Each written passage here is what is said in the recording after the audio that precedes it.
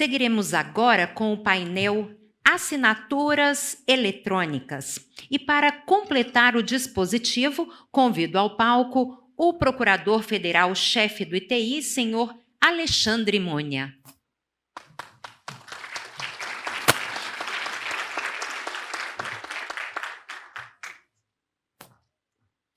E para moderar, passo a palavra ao senhor Maurício Coelho.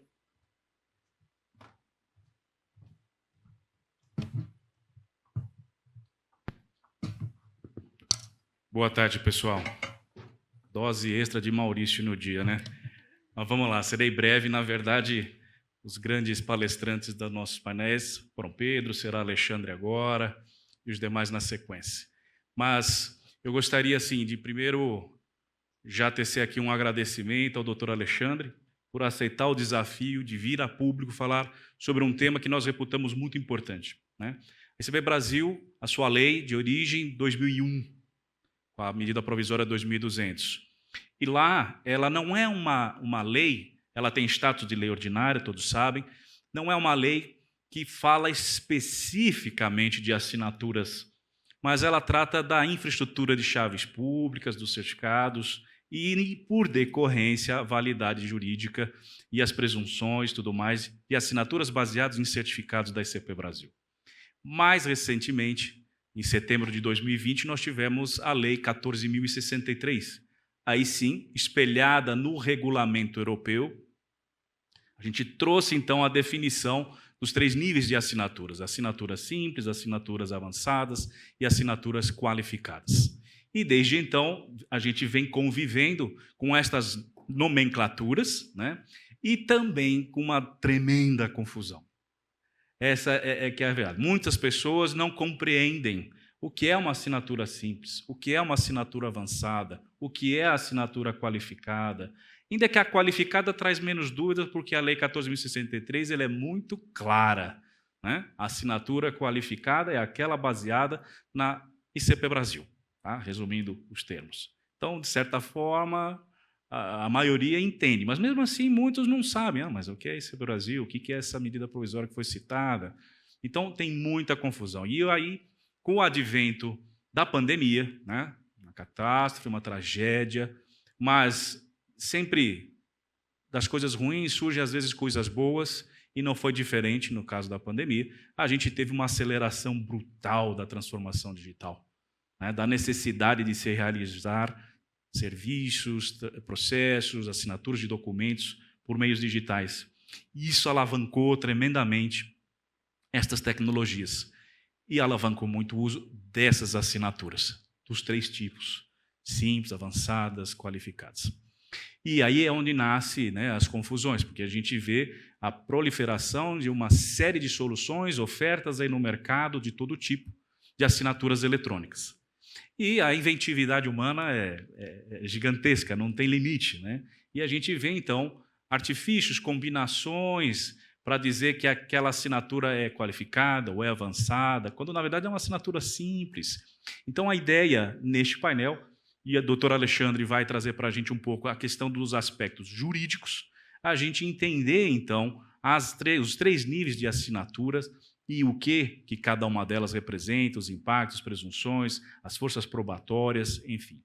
Só, assim, de forma muito simplificada, gostaria de trazer tecnicamente para vocês a visão que temos destes padrões. A assinatura simples é aquela onde você associa a um documento uma característica para dizer que aquilo se constitui uma assinatura. Então, desde uma assinatura digitalizada, né, aquela que a gente tira foto da assinatura manuscrita e anexa isso num documento, um clique numa página, né, de internet.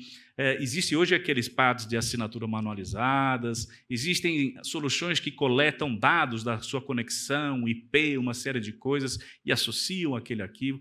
Tudo isso são assinaturas simples. Tá? A assinatura avançada, ela obrigatoriamente faz uso de criptografia, pessoal. Obrigatoriamente. É só com a criptografia que a gente consegue garantir aquelas características definidas lá na Lei 14.063, tá? Da integridade do documento, de tal forma que, se você mudar qualquer característica, você corrompe a assinatura. tem de ser feito uso de criptografia, né? Hoje, a tecnologia mais difundida para o uso de criptografia é infraestrutura de chaves públicas, são certificados digitais. Então, tem aí os certificados digitais avançados. São certificados emitidos fora da cadeia ICP Brasil, né? Certificados emitidos na cadeia ICP Brasil são certificados qualificados. Fora da ICP Brasil são os certificados, então, avançados. Então, qualquer solução de assinatura avançada que os senhores se deparem por aí fora, que não use criptografia, estejam certos. Não é avançada, é uma assinatura simples. E a qualificada, como eu disse, não tem muita dúvida, é quando se faz uso do certificado ICP Brasil. E agora começa a surgir uma pletora aí também de combinações, né? No mesmo documento, às vezes, a gente vê assinaturas dos 3 tipos. E aí? Como é que a gente trata isso? Qual o valor disso? Aceito, não aceito, tem valor, não tem valor? Tá? Então, essas questões, e o que é importante, às vezes você vê lá uma série de assinaturas simples, no final surge uma assinatura qualificada, e aí diz, esse documento está assinado com assinatura qualificada. Não é assim. Cada assinatura deve ser tratada de acordo individualmente com sua característica. Então, aqueles que assinaram simples são assinaturas simples e têm as consequências disso. Assinaturas avançadas são avançadas e vão ter a consequência disso. E a qualificada, da mesma forma. E até mesmo a gente se depara, às vezes, o doutor Alexandre deve abordar o tema, assinatura no papel e depois uma assinatura numa versão digital daquele documento. Né? Como é que convivemos? Então, assim, são situações, né, que a gente se depara, e vejam, isso chega muito para nós. O ITI é muito consultado com relação a essas dúvidas, essas questões, o sistema Fala BR, né, de ouvidoria. Chegam essas questões, a gente tem respondido e tentado elucidar, mas a gente viu aqui, então, no Certifórum, com essa audiência enorme que a gente está trazendo neste ano, nessa 20ª edição, acho que uma oportunidade importante de esclarecer essas questões. Então, sem mais adiações, vou passar a você, Alexandre, por favor, para trazer sua visão, seu conhecimento com relação aos aspectos jurídicos das assinaturas. E muito obrigado mais uma vez, Alexandre. Alô. Boa tarde. Obrigado, Maurício. Eu vou pedir para o pessoal colocar uma apresentação que eu fiz, não sei se eles receberam ali. Bom, isso, está aí.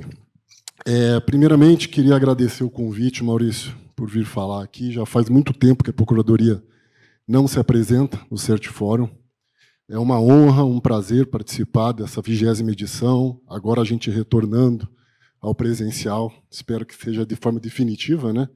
Sempre é mais agradável ver o rosto das pessoas que eu escuto falar lá da Procuradoria e eu tenho tão pouco contato no nosso trabalho diário, né? Quando o Maurício me convidou, ele me falou para a gente fazer alguma apresentação, um painel sobre os aspectos jurídicos. Eu confesso que não fiquei tão empolgado assim, não porque o tema não seja interessante, mas porque, na verdade, a gente já apresentou isso algumas vezes aqui, já foi muito debatido, e apesar de algumas inovações legislativas, pouco se alterou do ponto de vista amplo jurídico. Vocês vão apresentar boa parte do que eu falar aqui, inevitavelmente já foi falado em eventos passados. Mas depois, pensando bem, eu até pensei em sugerir um outro tema, alguma coisa regulamentar que tivesse havendo alguma dúvida no mercado, mas pensando bem depois, eu vi que realmente fazia sentido a gente voltar a esse tema, porque a razão de ser do arcabouço normativo englobando os documentos digitais e assinaturas digitais é a segurança jurídica. Os atributos que a gente geralmente fala, que o Maurício mencionou aqui, a integridade, a autoria, a autenticidade, eles são garantidos independente da previsão normativa. Isso é feito através da tecnologia apresentada, aliada aos procedimentos de identificação das pessoas. Então, faz sentido que a gente revisite sempre que possível os aspectos jurídicos, já que segurança jurídica passa necessariamente pelo entendimento da comunidade jurídica, mas também dos destinatários da norma, né? Não vou poder falar em segurança jurídica apenas com base na norma e na discussão jurídica. Eu preciso também que os destinatários da norma compreendam minimamente o que está sendo feito, justamente para evitar essas situações esdrúxulas, como o Maurício colocou aqui agora, de um documento assinado manuscritamente e depois digitalizado e assinado digitalmente ou eletronicamente. Como é que é isso aqui? Vou pegar aqui, vamos ver se... Isso. Então, eu lembro que quando eu estava na faculdade, tinha um professor meu que falava que toda apresentação jurídica começava de duas formas. Ou era histórico ou era conceito. Quando o tempo era longo, a gente começa com o histórico. A gente gosta de falar muito, então o histórico sempre dá aquela base para a gente chegar na parte conceitual. Quando o tempo é curto, a gente já parte para o conceito, como é o caso hoje, né? Temos aqui um tempo curto. Eu não sei o que estava passando na cabeça da Brenda e do Maurício quando me deram tão pouco tempo falar sobre aspectos jurídicos. É uma dificuldade enorme falar em tão pouco tempo. Eu vou tentar ao máximo aqui explanar o que há de possível de fazer nesse tempinho que me deram. Conceito. A gente precisa primeiro delimitar o conceito do objeto que a gente vai falar. O que é uma assinatura eletrônica, não é? Eu trouxe aqui uma definição. Dados em formato eletrônico que se ligam e estão logicamente associados a outros dados em formato eletrônico e que são utilizados pelo signatário para assinar. Esse conceito aí é um conceito originalmente contido na Lei Modelo da Unicitral, de 2001. E ele foi incorporado na legislação do mundo todo. A gente, com pequenas variações, a gente encontra isso no regulamento europeu, encontra isso na legislação do Chile, da Argentina, Canadá, Austrália, e aqui no Brasil também. Esse trecho especificamente que eu coloquei ali foi extraído da Lei 14.063. Existe uma parte final ali, que são os 3 pontinhos, que é a delimitação de acordo com as regras que estão na própria norma, mas o conceito de assinatura eletrônica é esse e não comporta muita discussão. Ele abarca, como o Maurício colocou antes, desde o clique na página da internet até a assinatura digitalizada e passando também pela assinatura com certificado, assinatura em hash, e seja mais o que vier pela frente no futuro. Já a assinatura digital, diferentemente, ela não tem um conceito unívoco na literatura. O que você encontra na literatura jurídica é praticamente inexistente, é uma cópia da literatura técnica, né?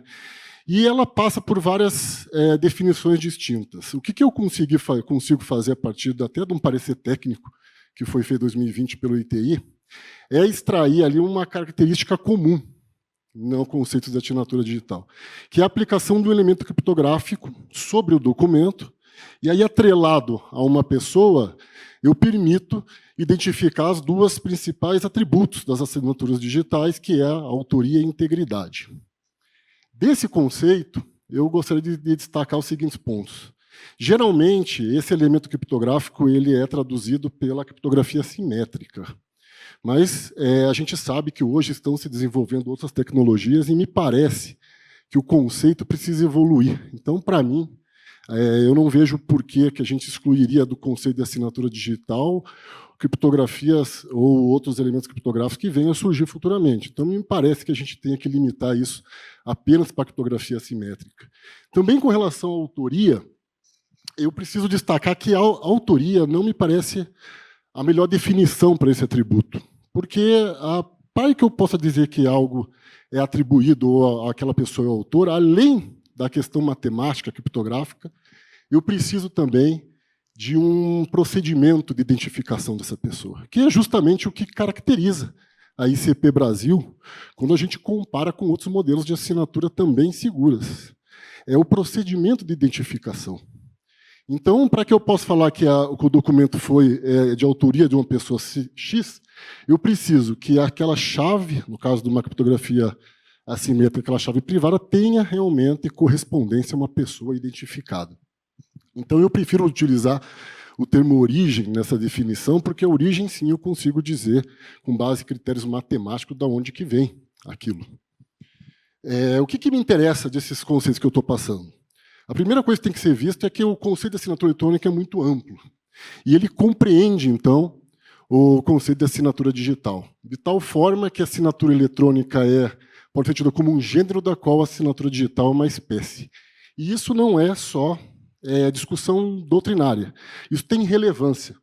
A Procuradoria tem defendido perante o governo, nas legislações que estão vindo e são elaboradas, de que é preciso se atentar, quando for dar efeitos às assinaturas eletrônicas em novos padrões, das características dessa assinatura, se ela consegue ou não fazer o papel da assinatura manuscrita, porque, afinal, como a gente vai ver daqui a pouquinho, a assinatura manuscrita ela possui uma série de efeitos específicos e especiais que pressupõe que ela tenha certos atributos. Então, uma assinatura manuscrita, ela se adere ao papel e ela é ligada a uma pessoa em função do seu próprio desenho. Cada pessoa tem um símbolo específico e eu consigo, a partir de perícias, verificar tanto a integridade do documento, se houve alguma modificação naquele papel, como também se é uma pessoa ou outra que tentou forjar aquela assinatura. No caso das assinaturas eletrônicas, esses processos químicos e físicos não existem. Então, eu preciso que tenha uma tecnologia que me permita simular essa mesma situação para que, então, o ordenamento jurídico possa reconhecer essa modalidade de assinatura eletrônica como algo similar e atribuir efeitos similares àquelas da assinatura manuscrita. E, quando eu olho isso, me parece que apenas a assinatura digital é que vai gozar desses atributos que permitam isso. Então, não me parece possível que a legislação pretenda dar uma presunção, por exemplo, de integridade a uma assinatura por login e senha, ou um clique na página da internet, porque nada adianta essa previsão se, do ponto de vista técnico e fático, isso não se mostrar plausível. Essa discussão, essa correspondência e correlação entre a parte técnica e jurídica é algo que muitas vezes é deixado de lado, tanto por parte da gente, no âmbito jurídico, que tendemos a nos debruçar apenas sobre as normas, como também pelas equipes técnicas que esquecem um pouquinho que parte das presunções vem justamente da legislação. Feito, então, essas noções conceituais, vamos partir para o que interessa, que são as validades e a eficácia. E a primeira coisa que eu quero colocar aqui é a regra geral está no Código Civil, não é uma legislação específica. E é o que a gente chama no direito do princípio da liberdade das formas. Esse dispositivo existe desde o Código Civil de 1916, agora no novo Código está no artigo 107, e ele diz que a validade da declaração de vontade não dependerá de forma especial, senão quando a lei expressamente a exigir. O que isso significa? Significa que eu posso manifestar minha vontade de forma válida, como regra geral, de qualquer modo. Pode ser oral, pode ser como acontecia antigamente lá, que dava uma guspidinha na mão, aperta a mão do coleguinha, ou pode ser também, por que não, através de uma assinatura eletrônica. Então, eu me lembro quando eu entrei no ITI, eu fui conversar, era o Eduardo Lacerda, era assessor do presidente, o Maurício era diretor naquela época. E a primeira coisa que eu falei é que, na minha opinião, a questão da SCP Brasil não era uma questão de validade ou invalidade, mas sim de eficácia. Porque válidos sempre eram qualquer modos de assinatura e de manifestação de vontade. E continua sendo. O que muda é a eficácia. E essa eficácia está diretamente correlacionada com a segurança da tecnologia empregada. Então, essa regra geral, ela permanece válida e, em regra, eu nem precisaria de um dispositivo especial para as assinaturas eletrônicas. Por que eu tenho? Eu tenho justamente para garantir uma maior segurança jurídica, para se evitar o que já aconteceu no passado e de não se aceitar um documento porque foi assinado com uma assinatura eletrônica ou porque é um documento eletrônico. Então, de regra geral, o que eu posso dizer é que as assinaturas eletrônicas são válidas. O que muda é a eficácia. Ou seja, e os efeitos, quando a gente está falando num documento eletrônico, diz respeito muito à eficácia probatória. Então, não existe isso, falar esse documento é inválido. O documento nunca é válido ou inválido. O que é válido ou inválido é o ato jurídico que o documento representa. Se eu tenho um contrato que foi assinado e ele não foi assinado com livre manifestação de vontade, o ato jurídico será válido, mas o instrumento em si ele não é válido ou inválido, ele só é eficaz ou ineficaz para aquele fim que se destina. Então, a gente tem a edição de diversos atos normativos, eu estou citando alguns aqui, que tratam sobre assinaturas eletrônicas, assinaturas digitais, assinaturas CP Brasil. Desses todos, existem 2 normas que têm especial relevância e que eu vou me aprofundar aqui hoje, tendo em vista o nosso tempo, que não é lá muito longo, que é a MP 2200 e a Lei 14.063. Começando com a 2200. A 2200 ela traz um dispositivo que é muito importante ainda hoje, que é o artigo 10. Eu coloquei aqui 2 importantes regras, mas tem mais uma, que é o caput, que vai falar sobre a equiparação do documento eletrônico ao documento em geral. Na época existia uma discussão do Poder Judiciário se os documentos eletrônicos receberiam o tratamento de documento para fins probatórios ou não. Mas hoje não tem tanta relevância, porque já foi perfeitamente aceito e não há essa discussão mais. No parágrafo 1º, sim, a gente tem, então, a previsão sobre a eficácia e a validade da assinatura ICP Brasil, o parágrafo 2º tratando das demais formas de assinatura eletrônica. O parágrafo 1º, então, traz esse dispositivo, e o que ele tem de interessante? Ele equipara, ele traz a mesma presunção da assinatura manuscrita à assinatura ICP Brasil, que é o artigo 131 do Código Civil anterior ao atual artigo 219, que dispõe que as declarações constantes de documentos assinados presumem-se verdadeiras em relação aos seus signatários. O artigo 408 do CPC traz uma disposição bastante similar. Essa presunção, que é a presunção de veracidade, só existe na assinatura ICP Brasil. As demais assinaturas eletrônicas não têm essa presunção. Isso daí a doutrina tem chamado de equiparação com a assinatura manuscrita. A equivalência funcional entre as assinaturas manuscritas e as assinaturas digitais da ICP Brasil. Ou seja, apenas a assinatura ICP Brasil, do ponto de vista legal, se equipara integralmente à assinatura manuscrita. Qual que é a consequência imediata disso? Significa que, se eu tiver uma exigência de assinatura na lei, ela deixa de ser uma questão de eficácia e passa a ser uma questão de validade. E a única maneira de eu suprir essa exigência vai ser por um instrumento que seja equiparado à assinatura manuscrita, no caso, a assinatura ICP Brasil. Esse foi um fundamento de um parecer que a gente deu em 2020 e que causou bastante barulho no âmbito do governo, na época, em que houve uma consulta da Receita Federal questionando sobre a possibilidade de uso de outros modelos de assinatura eletrônica nos atos administrativos. E naquela ocasião, então, a gente elaborou um parecer falando justamente isso que eu acabei de expor para vocês. Em regra, eu posso usar qualquer assinatura eletrônica. Contudo, quando a lei exigir uma assinatura manuscrita, apenas a ICP Brasil vai suprir, pois é a única que possui equivalência funcional por lei à assinatura ICP Brasil. E a Lei 9784, que é a Lei de Processo Administrativo, ela prevê lá que os atos administrativos precisam ser escritos e assinados. Logo, não havia como eu atender essa exigência naquele momento, no momento anterior à Lei 14.063, sem que eu me utilizasse a assinatura ICP Brasil. Eu quero acreditar que essa foi até uma das razões que levaram à edição da Lei 14.063, já que não foi muito bem recebida na época, eu me lembro, por alguns membros do governo. O segundo ponto que é interessante a gente destacar é que a ICP Brasil, então, ela acaba tendo o que eu gosto de chamar de validade e eficácia jurídica plena. Por quê? Porque, além das presunções normais que a gente tem decorrendo do procedimento e da tecnologia empregada, que é a integridade e autenticidade, e ela goza de uma presunção de veracidade, que é própria das assinaturas manuscritas e da assinatura ICP Brasil.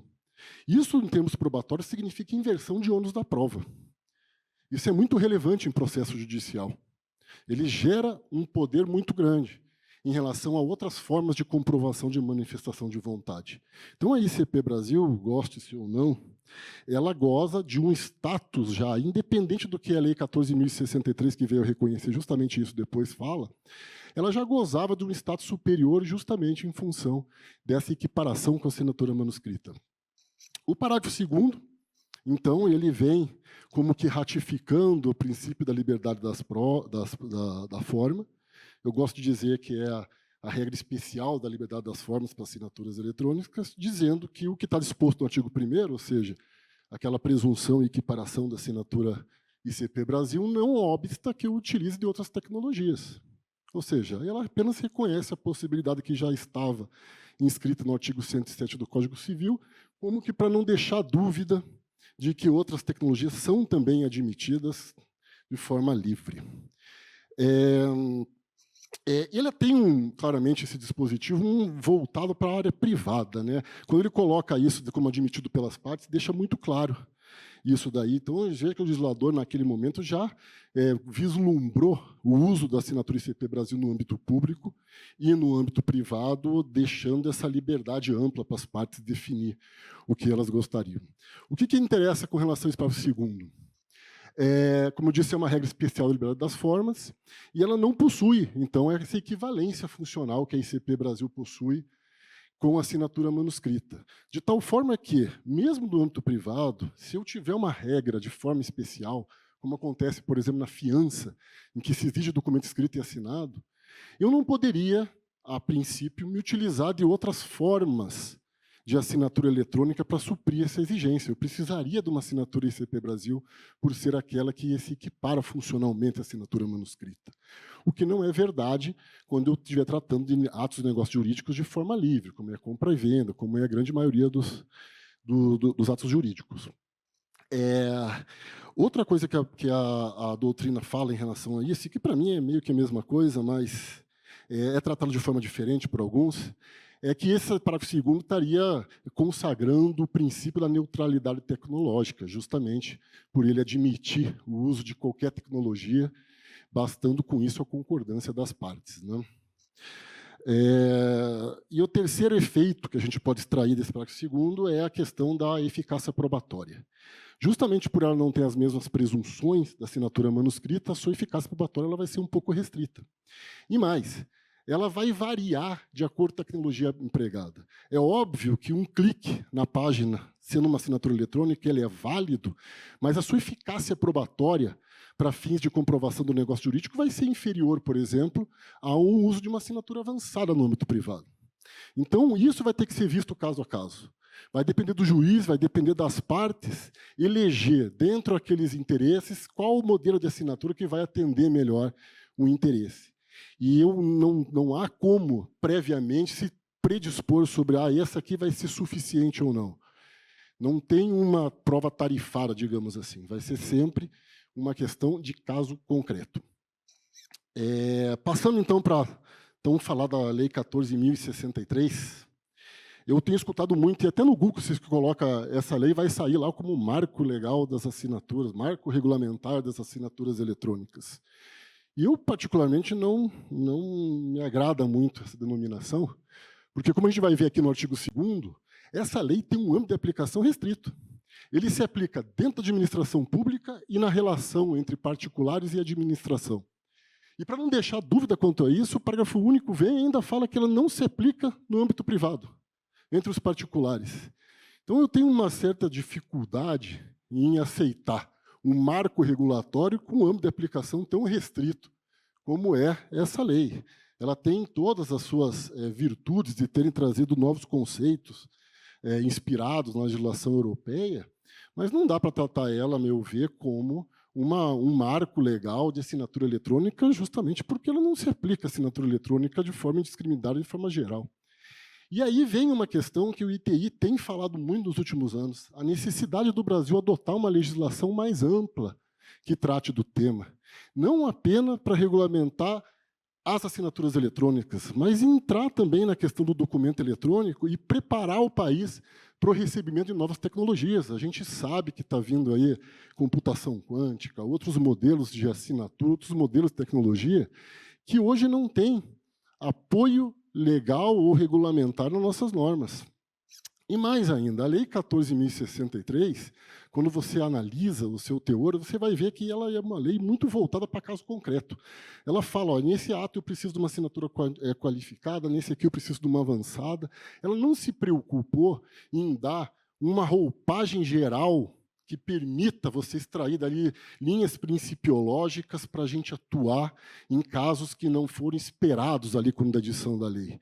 E eu acho que o Brasil precisa urgentemente seguir o modelo que acontece no resto do mundo todo, de ter uma legislação mais ampla, abarcando todas as modalidades de assinatura eletrônica, inclusive até reformulando alguns aspectos das assinaturas de ICP Brasil, assinaturas qualificadas, avançadas, dando uma roupagem mais sistemática do tema, que eu acho que ainda falta. A gente tem 50 legislações falando basicamente a mesma coisa, algumas delas até contraditórias entre si. Eu pego a lei do processo judicial, por exemplo, tem alguns conceitos lá que não condizem com o entendimento técnico do que é uma assinatura, e isso realmente precisa ser visto. O segundo ponto da Lei 14.063 é o que o Maurício já adiantou aqui, e isso é uma virtude realmente da nova lei, que foi categorizar em níveis as assinaturas eletrônicas. E você veja que essas assinaturas eletrônicas, a assinatura simples, avançada e qualificada, que o Maurício já muito bem explanou, eu não preciso repetir, até porque ele conhece bem melhor que eu essas definições aí, elas não necessariamente correspondem ao que a gente falou lá no início sobre assinatura eletrônica e assinatura digital. É interessante ver que uma assinatura digital, naquele conceito que eu trouxe, ela pode se enquadrar tanto como uma assinatura qualificada, a assinatura ICP Brasil ela corresponde a uma assinatura digital, obviamente, como também como uma assinatura avançada. Então, são classificações diferentes. Essa classificação é importada do regulamento europeu, mas ele é inspirado, porém não corresponde ao que o regulamento europeu fala. No regulamento europeu, aqui no Brasil, a gente colocou como assinatura qualificada apenas ICP Brasil. E isso tem uma razão de ser. A razão foi aquela que eu acabei de explanar, de ser apenas a assinatura ICP Brasil que tem a equiparação com a assinatura manuscrita. Não faria sentido mesmo eu colocar em mesmo nível a assinatura ICP Brasil de outras modalidades de assinaturas eletrônicas. Na Europa, contudo, a assinatura qualificada ela abarca uma gama maior de assinaturas e todas elas com equivalência funcional à assinatura manuscrita. Isso, por enquanto, não tem muita relevância. Agora, imagino eu que futuramente, com a tendência que há de reconhecimento mútuo de assinaturas, certificações cruzadas, talvez essa discrepância nas definições do que é uma assinatura qualificada e avançada possa gerar a necessidade de a gente rever esses conceitos aí para poder fazer adequação com a legislação estrangeira e internacional. Eu trouxe aqui alguns casos de que eu chamei de concretos, alguns casos que eu gostaria de comentar e a gente tem visto na prática no ITI.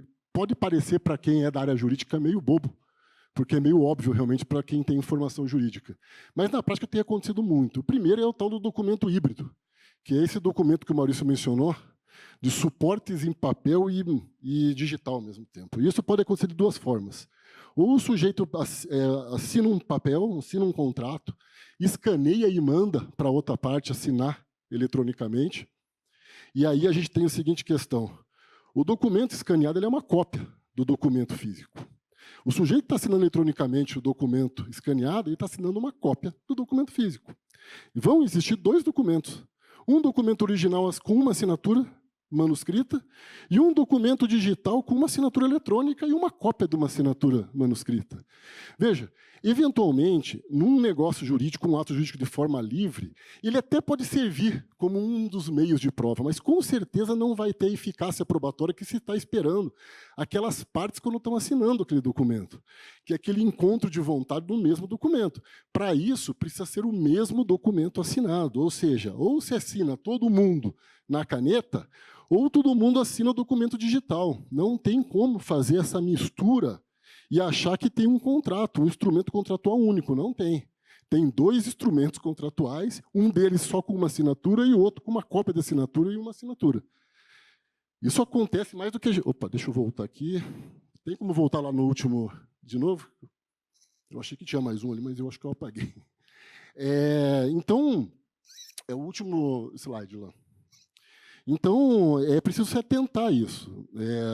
As pessoas precisam saber o que está fazendo, porque muitas vezes a gente está assinando uma situação dessa, achando que está assinando um instrumento contratual, quando não está. A segunda coisa que me trouxeram à luz foi o Rui. Há umas 2 semanas atrás, foi através do Validar, a gente tem visto a submissão de documentos com 50, 60 assinaturas digitais lá. E a gente não entendeu o que o pessoal está assinando 60 vezes. E a ideia é a seguinte, lá no PDF, no Acrobat Reader, você tem aquela imagem que você coloca. Então, algumas pessoas estavam dizendo, olha, eu preciso rubricar todas as páginas. Eu vou colocar o quadradinho, página por página. Então, chega lá documento com 60, 100 assinaturas, porque cada quadradinho daquele seria uma rúbrica. Olha, isso obviamente não faz sentido nenhum. O documento ele é assinado, o hash do documento ele é assinado, né, através da função hash, o documento inteiro. Tenha ele 2 páginas, tenha 5.000 páginas. Basta uma assinatura e toda a cadeia de documentos, de páginas, de bits e bytes que correspondem ao documento está assinado. Não precisa, não existe rubrica de documento eletrônico, minha gente. Então, se alguém for orientado, for questionado sobre isso, pode ficar tranquilo. Basta uma assinatura, está assinando o documento como um todo. Não faz sentido isso daí. O terceiro ponto são tais certificados de pessoa jurídica. O Maurício falou, cuidado com o que você vai falar quando chegar nessa hora aí. Mas o que eu quero tratar aqui assim, eu vejo que, na prática, os nossos certificados são certificados de assinatura. E a ideia comum do cidadão é ver um certificado de pessoa jurídica e achar, olha, aquela pessoa, com esse certificado aqui, a empresa está assumindo todas as obrigações que se espera dela. Mas não é assim. Não é assim porque, para isso, eu teria que pressupor uma análise prévia de poderes suficientes do representante que está utilizando aquele certificado. Então, o uso do certificado de pessoa jurídica não afasta a necessidade de se olhar se o representante que está usando o certificado, aquele que é responsável pelo certificado, tem poderes ou não para se vincular à pessoa jurídica. Existe uma regra do Código Civil, não me lembro agora, eu acho que é 47, mais para frente, em que vai dizer que as pessoas jurídicas elas se obrigam pelos atos de seus administradores e se não houver previsão de poder, medida dos seus poderes, se não houver previsão de poderes por qualquer um dos seus administradores. Então, é preciso se atentar no Brasil que a gente concede o certificado de pessoa jurídica a qualquer administrador que tenha algum poder de representação. Tendo poder de representação, ele já vai conseguir emitir um certificado de pessoa jurídica. O que não significa que essa mesma pessoa tenha poder, por exemplo, de contrair um empréstimo em nome daquela pessoa, de comprar um imóvel. Tem que analisar o contrato social, o estatuto social, para ver se o representante possui ou não poderes para isso. No exterior, esses certificados de pessoa jurídica elas se atuam mais como um selo de origem, e não uma assinatura propriamente dita. Então, a gente já tem aí uma coisa que eu já tenho observado há algum tempo, que é uma discrepância entre o que a gente considera juridicamente assinatura e o conceito técnico de assinatura. Nesse selo, por exemplo, eu tenho uma assinatura técnica do ponto de vista da assinatura digital, do ponto de vista técnico, mas talvez eu não possa considerar isso como uma assinatura do ponto de vista jurídico, porque do ponto de vista jurídico a gente sempre está tratando de uma manifestação de vontade, ou pelo menos de uma representação de uma pessoa. É algo que a gente vai ter que estudar. Eu acho que a comunidade CP precisa se debruçar sobre isso para a gente evitar eventuais riscos de achar que está havendo vinculação de pessoas jurídicas quando não está. E eu já coloquei isso em diversas reuniões do comitê gestor. Infelizmente, parece que na prática pouco muda, né? E o último é a questão da dispensa de testemunhas. O STJ, 5 anos atrás, deu uma decisão dizendo que, no caso da ICP Brasil, eu não precisaria, nos contratos, utilizar de 2 testemunhas, para que ela tenha natureza de título executivo. E a lógica do STJ naquela decisão foi a seguinte: numa cadeia de certificação, como é a ICP Brasil, as autoridades certificadoras estão atestando a assinatura daquela pessoa. Então, elas estariam atuando já, quando eu uso o certificado digital, como as próprias testemunhas. Por isso houve a dispensa. O que me preocupa um pouquinho é que tenha havido decisões judiciais mais recentes estendendo essa dispensa para qualquer assinatura eletrônica. E uma coisa, acontece isso no direito. Acontece porque as emendas saem com o resultado, olha, no caso da assinatura digital eu não preciso mais de testemunha, e o juiz, ele num outro caso, ele vê uma assinatura avançada, ele vê uma assinatura simples e fala, bom, são todas assinaturas eletrônicas, por que aqui eu vou exigir a tal da testemunha como título executivo? E ele não vai atrás do voto para ver a fundamentação que gerou isso. Então, eu acho que é uma coisa que ainda... Eu vi uma decisão recente, esses tempos, dispensando testemunha para título executivo numa assinatura simples. E, para mim, aquilo não fazia sentido nenhum. Mas é algo que tem acontecido na prática. Então, eu trouxe esses 4 aspectos práticos para o pessoal ter uma noção melhor do que o reflexo do que a gente fala aqui, tanta coisa jurídica e teórica, tem algum reflexo prático também no dia a dia, não é só a gente viajando e discutindo aspectos teóricos aqui, tá bom? Era isso que eu tinha para falar, então. Muito obrigado pela atenção e um bom Certifórum para todos.